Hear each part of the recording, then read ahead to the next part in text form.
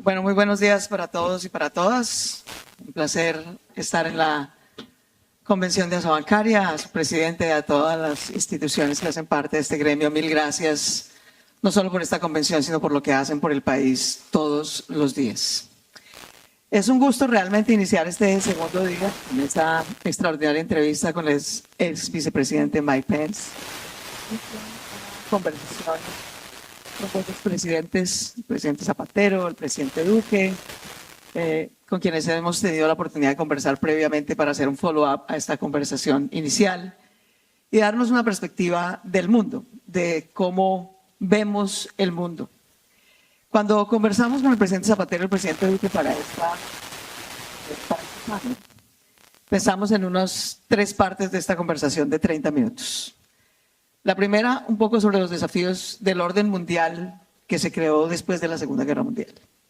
Ese orden mundial, todo el sistema de Naciones Unidas, todo el sistema de desarrollo y financiero internacional se hizo para asegurar la paz, para asegurar el desarrollo y la reconstrucción del mundo después de la Segunda Guerra Mundial y para asegurar el comercio global, como una de las herramientas justamente para asegurar la paz mundial.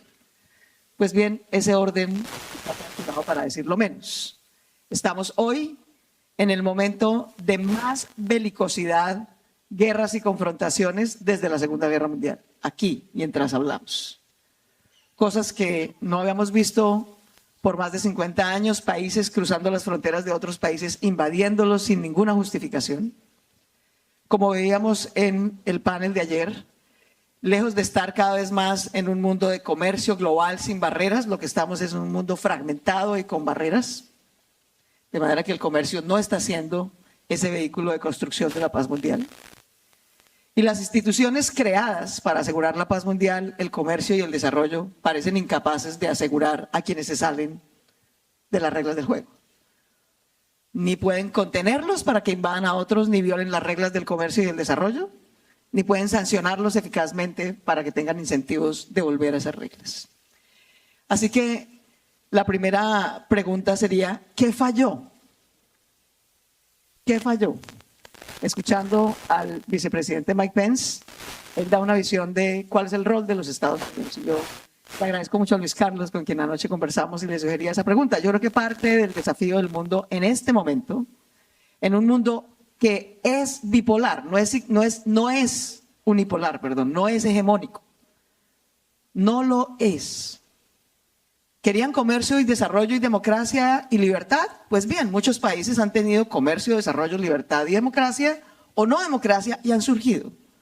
Y son líderes o por su población, o por su desarrollo, o por su peso económico, y van a ejercer ese liderazgo.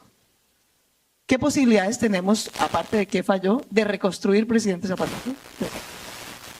Un orden mundial que no le falle la paz, que no le falle el comercio, que no le falle el desarrollo, que acepte que no va a ser hegemónico, no va a haber un número uno.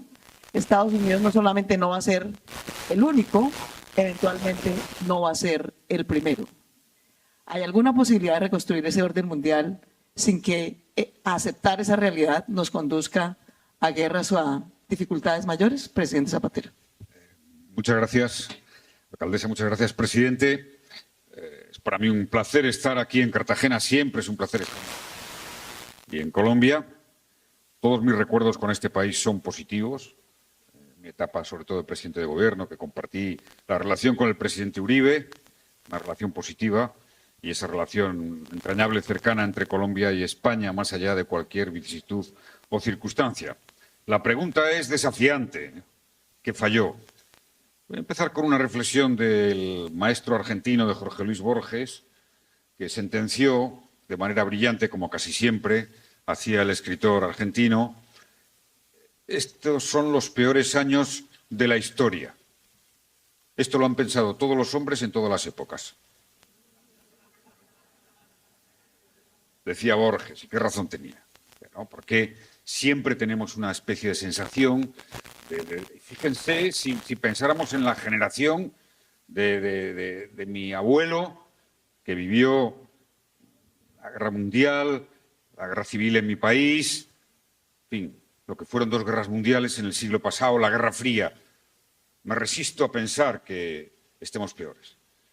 Es decir, más que quizá qué no falló, qué no avanzamos, qué no logramos en ese afán civilizatorio de solución pacífica de los conflictos, de lucha contra la pobreza, de sociedades basadas en la ciencia, en el conocimiento, en la educación, de reducir las desigualdades. ¿Qué es lo que nos cuesta? Bueno, quizá en este momento, en mi opinión, lo que nos cuesta asumir, y muy especialmente en el hemisferio occidental, es que el mundo cambió, especialmente desde este siglo, desde principios del siglo XXI, y nuestra mirada tiene que cambiar. Es algo elemental, ha sido así en la historia, en la ciencia, en la política y en el conocimiento. Y el gran cambio es que Occidente, Estados Unidos y Europa como referencias claves, tenían una gran hegemonía. Fíjate, en 1970, Europa y Estados Unidos, siendo el 14% de la población mundial, tenía más del 60% del PIB mundial. Y ahora, en muy pocas décadas, en 3 décadas, esto ha cambiado radicalmente. Tanto es así que Europa y Estados Unidos están ahora en el 40 y poco por ciento, y los países emergentes, llamados emergentes, Asia sobre todo, Pacífico, está ya en el 40 y tantos por ciento. Y solo les doy un dato. De aquí a 7 años, el 75% de los universitarios del mundo estarán en Asia-Pacífico. Hay cosas que no podemos cambiar ni producir, pero sí debemos entender. Este para mí es el cambio fundamental. Y estamos en ese proceso en el que quien tenía un liderazgo hegemónico en lo cultural, en lo económico, en la seguridad, especialmente tras la caída del muro de Berlín, se encuentra de repente con que esto ha cambiado. Y estamos en ese proceso. Para mí la solución está establecida en los principios, digamos, fundacionales del orden internacional, establecidos después de la Segunda Guerra Mundial. Es la Carta de San Francisco. Yo invoco, recuerdo e imploro la Carta de San Francisco. Es la pequeña constitución de esa débil, muy débil comunidad política internacional que tenemos, que para mí debería de ser la gran ambición de este siglo XXI. Construir una comunidad política internacional sólida, con reglas, con solución ágil de conflictos, favorecedora del comercio internacional, de la cooperación científica tecnológica, de lo que es la reducción o poner fin a la pobreza extrema. Esos son los objetivos de la Carta de San Francisco, plasmados en un plan económico en los objetivos del milenio y en los objetivos del desarrollo sostenible. Y subrayo algo de la Carta de San Francisco, con eso termino, para mí, cuál es el camino. La Carta de San Francisco establece, 1, solución pacífica de los conflictos, como principio. Cooperación entre países. 3, no distingue regímenes políticos.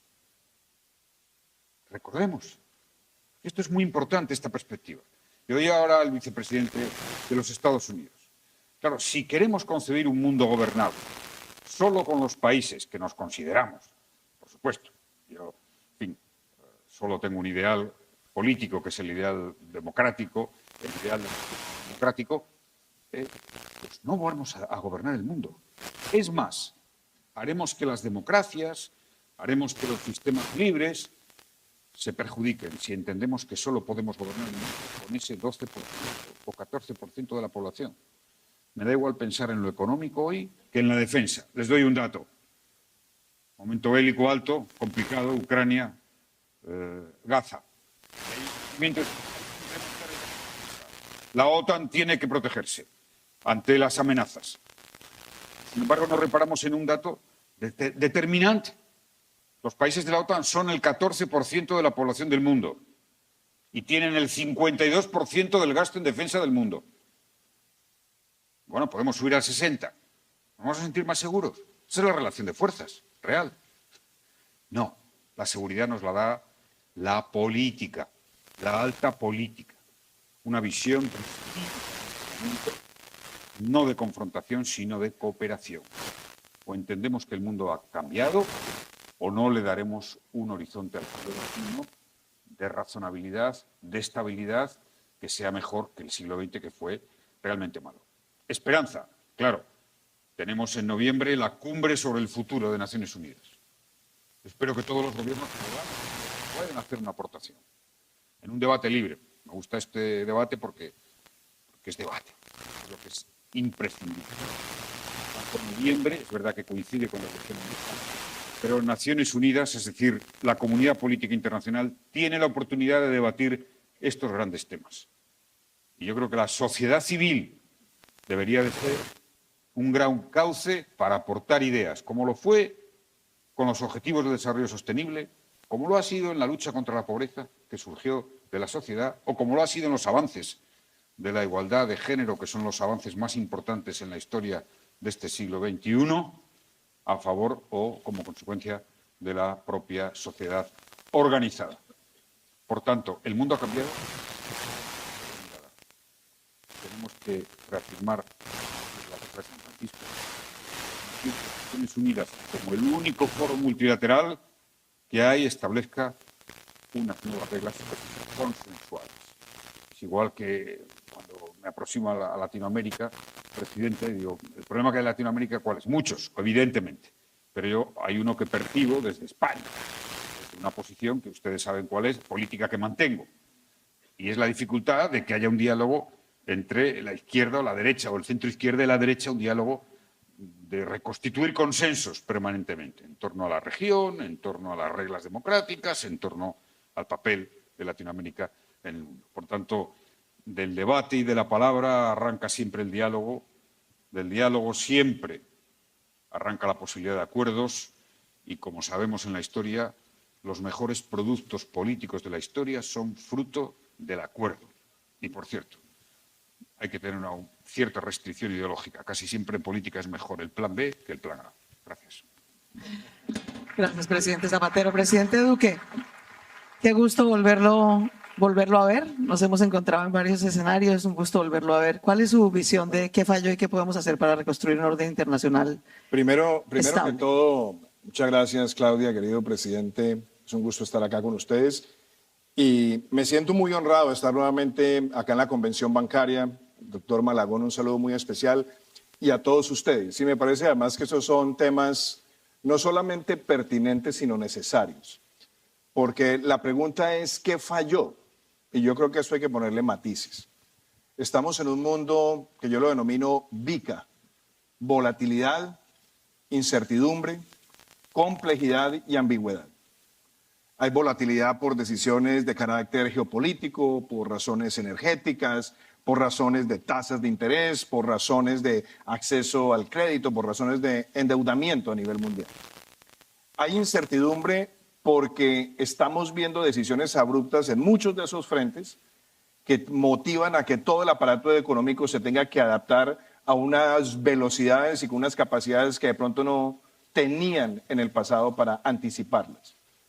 Hay complejidad porque se empiezan a juntar elementos de polarización política, posverdad, populismo, confrontaciones, terrorismo en distintos lugares del mundo.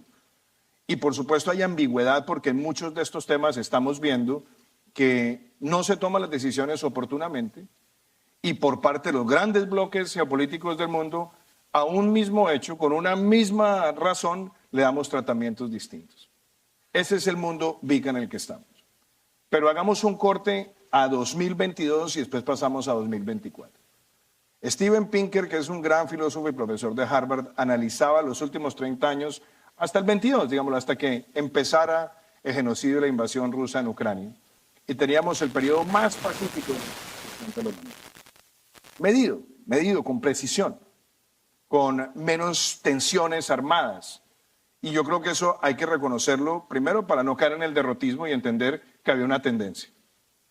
Ahora, ¿qué pasa entre el 22 y el 24 donde estamos hoy? Y yo creo que ahí tenemos problemas que han envejecido muy mal a nivel geopolítico internacional. ¿Por qué ocurre lo que ocurre en el 22 en Ucrania? Primero porque el mundo fue tolerante, peligrosamente tolerante con lo que fue la invasión de Crimea que se hizo años atrás. Y el mundo miró al otro lado, no querían entrar en polémicas con Rusia en ese momento, venía los Olímpicos Mundial, un momento de relativa paz dentro del marco del G20 y por qué no decirlo también dentro del G7. Pero el mundo guardó silencio a lo que era el principio de intervención y desmembrar a un Estado limítrofe de Rusia. Problema que envejeció mal. Y después cuando viene esta agresión, que es un genocidio, que no solamente busca usurparle el territorio a un país, sino perseguir la existencia de un país, la respuesta de toda la geopolítica fue lenta en los primeros 6, 7 meses y hoy estamos ante un desafío que hay que decirlo con claridad. Una derrota de Ucrania en el contexto que tenemos hoy representará una crisis y una amenaza a la democracia europea. Luego, un escenario de derrota no es posible. Y ahí la pregunta es, ¿qué se entiende por victoria? Porque para Rusia la victoria es quedarse con el Donbass y mantener su presencia en Crimea. Y para Ucrania victoria es expulsar esa invasión rusa. Entonces, ¿cómo se va a lograr ese acuerdo? Va a ser determinante, pero lo que menos se puede concebir hoy es que Europa o los Estados Unidos tiren la toalla, porque esa sería la más grande amenaza a la democracia occidental europea en años. Y lo que ha venido ocurriendo también en Gaza, que es un tema demasiado complejo. En el año 2011 tuve la oportunidad de participar en el panel de investigación del incidente de la Flotilla de la Libertad y conocí muy de cerca las complejidades. Pero ¿qué envejeció mal? Jamás desde su fundación en 1987 se propuso exterminar al Estado de Israel. Se firma después los acuerdos de Oslo en el 94, solución de 2 estados, evolución hacia 2 estados. Se empodera la autoridad palestina, se retiran las fuerzas de Israel de la Franja de Gaza también y de Cisjordania, empieza un nivel de convivencia administrativa y jamás decide desmembrar esa posibilidad y se vuelve el principal eje de conspiración a la solución de 2 estados. Y se deja ese problema envejecer, 3.000 kilómetros de túneles por debajo de la Franja de Gaza, donde empiezan a transportar todo tipo de armamentos, mimetizar sus estructuras terroristas en la población civil, que de por sí es algo absolutamente deleznable y violatorio del derecho internacional a todas luces. Y viene lo que ocurre en octubre del año pasado.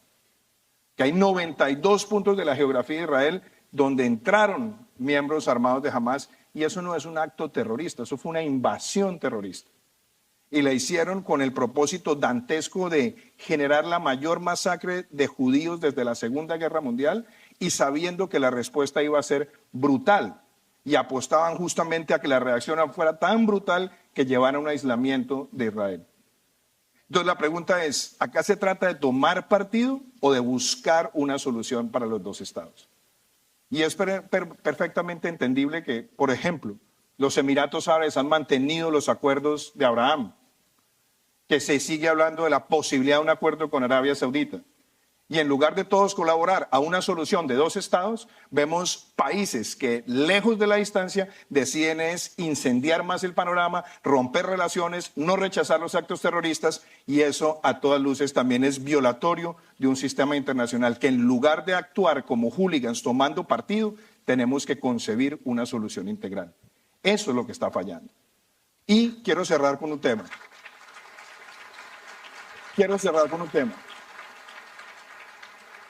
En este orden internacional que acabo de escribir, tenemos que entender la amenaza autoritaria. Fareed Zakaria hace poco publicaba un artículo donde decía que el 70% de la población del mundo hoy vive bajo regímenes autoritarios. Lo grave es que hace una década era el 48%. Y en ese esquema de autoritarismo estamos viendo algo muy peligroso. Gobiernos que se eligen en democracia, mutan a la dictocracia y después se afianzan en la dictadura.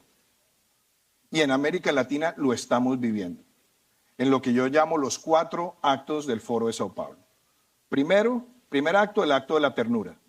Invitan a todo mundo a reuniones, cafés, entendimiento entre todas las fuerzas, mientras van purgando las fuerzas militares, mientras van, por otro lado, callando al sector privado. Segundo acto, el acto de la radicalización ideológica, donde ya empieza el sesgo antimercado, antisector privado, persecución directa.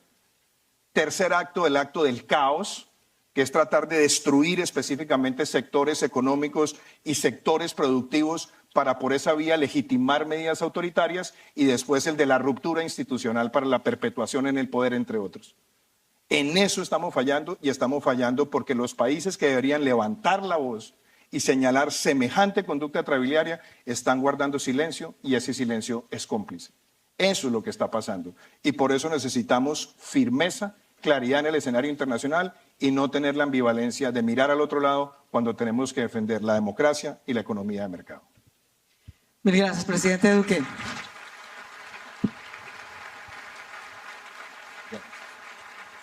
Los desafíos que no se atienden en su momento, los problemas que envejecen mal, como dice usted, presidente Duque, o las comprensiones que no se tienen y que no se aceptan de que hay nuevos actores, nuevas demandas, nuevos desafíos, pues se acumulan con realidades que emergen justamente fruto de la innovación y el desarrollo de la humanidad. A veces, por nuestra manera de producir, el cambio climático es una realidad, y quien lo desconozca está condenado a perecer en el calentamiento global. E innovaciones fruto del conocimiento e ingenio de la humanidad, como la inteligencia artificial, pues llegan, y llegan con todos sus efectos positivos, sus efectos inciertos, no los llamemos negativos por ahora, pero se acumulan con los problemas ya no resueltos adecuadamente de la paz mundial, del desarrollo global, del comercio internacional.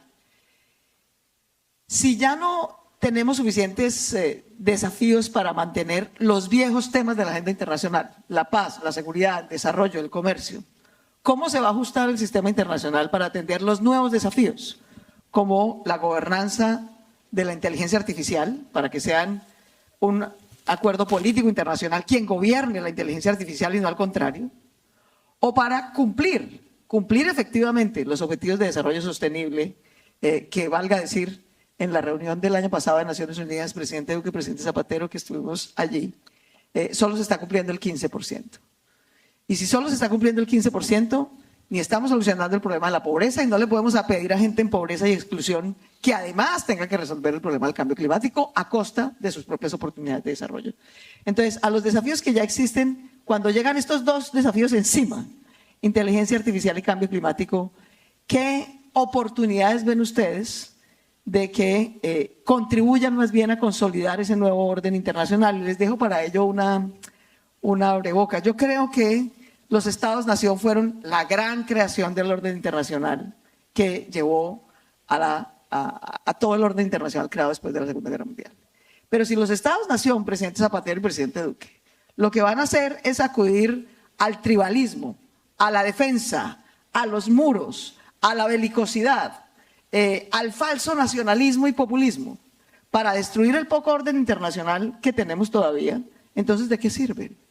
La verdad es que los Estados-nación son los que están cerrando las fronteras, son los que están construyendo muros, son los que están poniendo barreras al comercio y al desarrollo, mientras que somos las ciudades-región, Bogotá, o Sao Paulo, o Nueva York, o Boston, o el estado de California, o Shanghái, o tantas otras ciudades en el mundo, las que estamos tratando de atender a los ciudadanos, de implementar normas de cambio climático concretas. Y sin embargo no tenemos una voz y una representación y un protagonismo concreto en ese nuevo orden mundial. Bogotá, para dar un ejemplo, si Bogotá fuera un país, y Bogotá es 2 veces Costa Rica, por ejemplo, o 2 veces Uruguay, solamente debe el 3% de su deuda. Colombia debe más del 60%. Y sin embargo Bogotá o la ciudad de región no tienen un marco regulatorio en el multilateralismo de hoy para acceder a recursos concretos de desarrollo, de innovación, de descarbonización, de educación para la alianza tecnológica. Entonces, ¿qué papel tenemos quienes sí estamos proveyendo las soluciones y no los problemas? Quienes nos tenemos que parar todos los días a solucionar los problemas de la gente, no a inventarnos problemas para la gente. ¿Qué papel podemos tener las empresas, las ciudades-región, las regiones metropolitanas en ese nuevo orden mundial de cara a desafíos como la inteligencia artificial o el cambio climático? Muy bien. Pienso que hay que adoptar una perspectiva que nos conduzca a dar sentido a las cosas y tener un hilo conductor objetivo de las circunstancias globales para adentrarnos en el cambio climático, en la inteligencia artificial y en todos los retos que tenemos.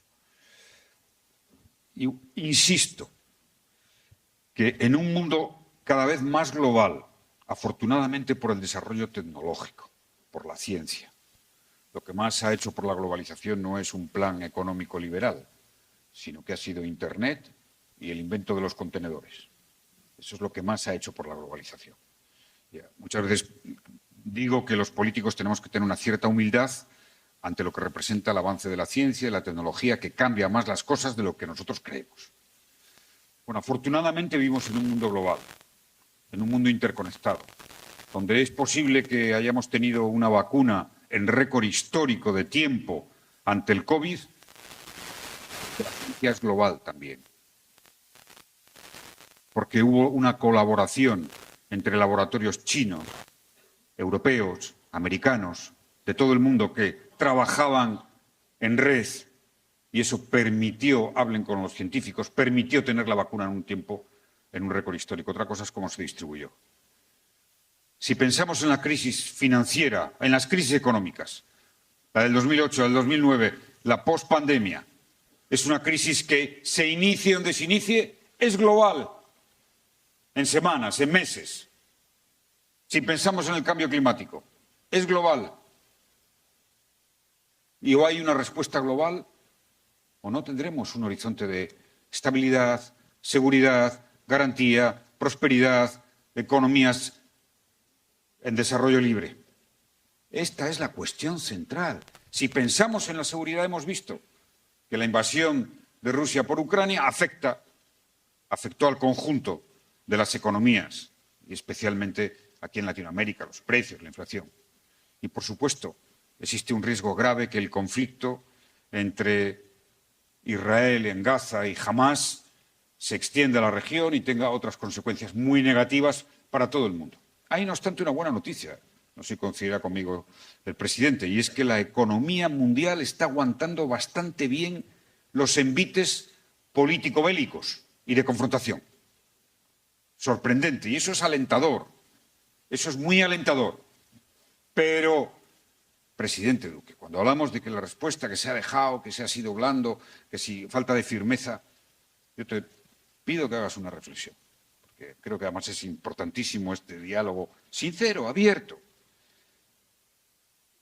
Tras el atentado a las Torres Gemelas, el atentado más brutal de la historia, yo recuerdo porque casi comenzaba mi liderazgo político en ese tiempo y me produjo un impacto extraordinario. Bueno, la primera potencia del mundo, y entiendo el sufrimiento, entiendo el dolor, entiendo la rabia, lanzó una propuesta de firmeza, la guerra contra el terrorismo. El desarrollo de eso en 20 años ha sido, atención, tomen nota. Y Afganistán, la invasión de Afganistán, para abandonarlo 20 años después. Desde la política de guerra contra el terrorismo acabó como acabó. Un país fallido, donde las mujeres no pueden casi ni respirar, un país en la droga. Después de 20 años, la misión principal de la OTAN. Irak, Yemen, Líbano, Libia. 6 billones de gasto en defensa por parte de la administración americana. 1 millón de muertos, más del 50% civiles. Inocentes, claro. ¿Y el balance cuál es? Todas esas sociedades y estados fallidos en el desastre. Y ahora me pregunto si la reacción de Israel ante el salvaje terrorismo de Hamás ha sido 1 por 3. Cada israelí que mató Hamás, 3 palestinos muertos, o 4, niños, niñas, inocentes. Yo ya no digo que eso sea una reacción que vulnera la legalidad internacional, que por supuesto la vulnera, porque el derecho a la defensa no comporta jamás eso. Pero las consecuencias van a ser nefastas. No entro en el terreno moral. Nefastas, porque se va a sembrar ahí un odio, como pasó con la invasión de Irak, que se creó el ISIS y el Daesh. y estuvimos sufriendo terrorismo internacional, terrorismo islamista radical mucho tiempo. Mi país sufrió un gran atentado, el 11 de marzo del 2004. Un gran atentado. 100 muertos, la misma cifra que en Estados Unidos. No declaramos una guerra al terrorismo. Sabíamos que eran marroquíes, muchos de ellos, que eran tunecinos, pero respondimos de otra manera. Con contención, con calma, no yendo a hacer lo mismo, a dar una réplica que te podía pedir las vísceras. No, eso no funciona. No funciona. Y no funcionará en Oriente Medio. Y les añado más, no funcionará en Ucrania. El presidente Duque ha hecho un antecedente en parte que comparto, pero hay que ir un poco más allá. Yo estaba allí, por si le sirve de reflexión, ¿no? En 2008, en la cumbre de la OTAN de Bucarest, yo estaba allí, como presidente de España. Al presidente Bush le iba mal lo de la guerra de Irak. Había tenido un primer triunfo, luego se le complicó muchísimo. Y llegó y de manera inopinada dijo, Ucrania a la OTAN. Para sorpresa del presidente francés, del canciller alemán, de la canciller, de mi gobierno. Y ahí empezó un proceso de dificultad política con Rusia.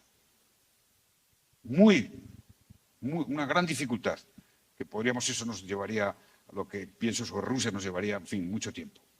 Por supuesto. Inaceptable, inasumible la invasión que ha hecho, la ruptura de la legalidad internacional, siendo un miembro del Consejo de Seguridad. Tremendo. Pero les añado, no habrá una solución militar. Conozco Rusia, conozco la Unión Europea. Habrá una solución política. Y cuanto antes se dé esa solución política, mejor. Porque es impensable que la estabilidad y una mínima seguridad en Europa se pueda hacer en una confrontación permanente y abierta con Rusia. Y a mí me gustaría otro sistema político en Rusia. Ya me gustaría. Yo firmé un manifiesto en contra de Putin por su persecución al colectivo gay, y obviamente mi relación es cero. Ojalá hubiera otro sistema político, pero es el que hay. Entonces, piensen en Oriente Medio y en la reacción y el balance de la guerra contra el terrorismo. Pero háganlo con frialdad, porque esto es lo que el debate de la comunidad política internacional necesita, en mi opinión. Y no se trata tanto sería absurdo, sería una visión pequeña, de poca perspectiva histórica, decir qué beneficia o qué no beneficia a unos sistemas u otros. No. Creo que la mejor manera de que nos beneficiemos las democracias, los sistemas liberales que queremos en la economía de mercado, en el mercado abierto, en la inversión, es que haya una estabilidad en el mundo. Y no conozco otra forma de ganar más regímenes democráticos que tiempos de paz. En tiempos de conflictos es cuanto más sufren las democracias. Esa es mi reflexión. Gracias, presidente. Pero, Por supuesto, presidente Duque. Pero no dejemos el tema de cambio climático, yo sé que es un tema de su corazón, presidente, no lo dejemos al margen. Pero como vi que cambió el clima de la de la conversación. No, a ver, yo creo que en esto, presidente Zapatero, hay que partir de las bases de donde hay coincidencias y donde hay diferencias, porque yo creo que aquí nadie ha venido a hacer apologismo de la guerra, sin lugar a dudas. Pero hoy, mientras tenemos esta conversación, se están conmemorando 80 años del desembarco en Normandía, cuando en lugar del apaciguamiento que se había visto en años anteriores frente a la amenaza del nazismo, el mundo unido por convicciones y por principios se paró en contra de la más grande amenaza que tenía la humanidad para ese momento. Y nadie hace apología de la guerra, porque las guerras siempre traen destrucción, desolación, daño.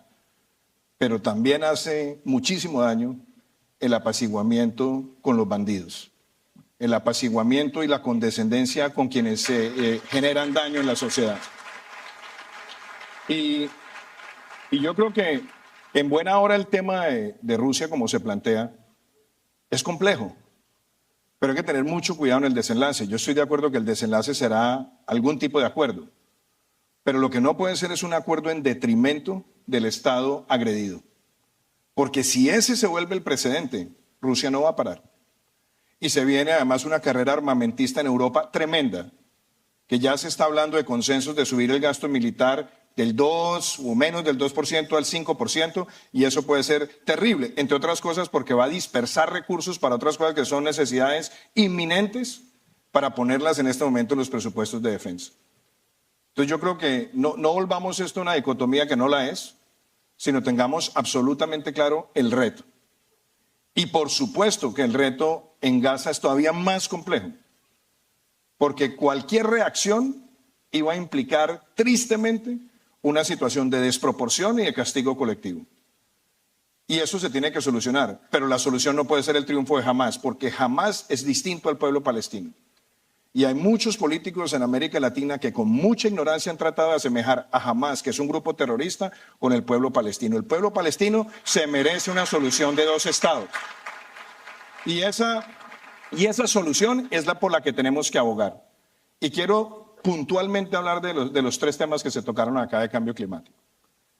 Primero, yo creo que hay muchos avances. En medio de lo que para mucha gente puede ser pesimismo, yo creo que hay avances notorios.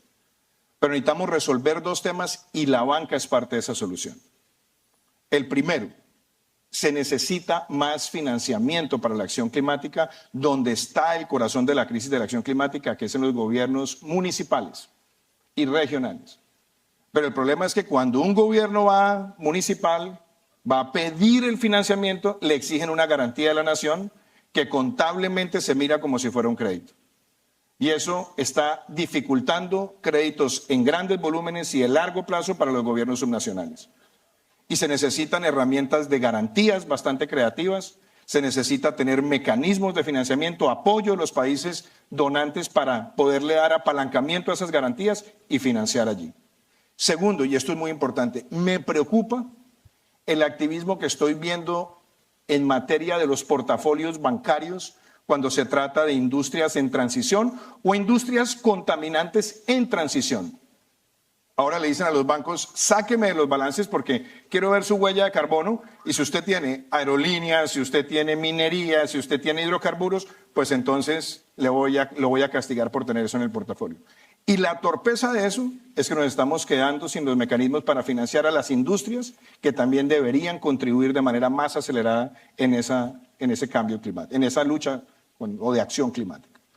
Y el tercer punto, que no es menor, tiene que ver con los países del sur global. África tiene que invertir en este momento en dólares, como se dice en términos americanos, 2.8 trillones en los próximos 7 años para alcanzar las metas para 2030, o en 6 años. América Latina, poco más. Y eso no se va a financiar con presupuestos porque no alcanzan.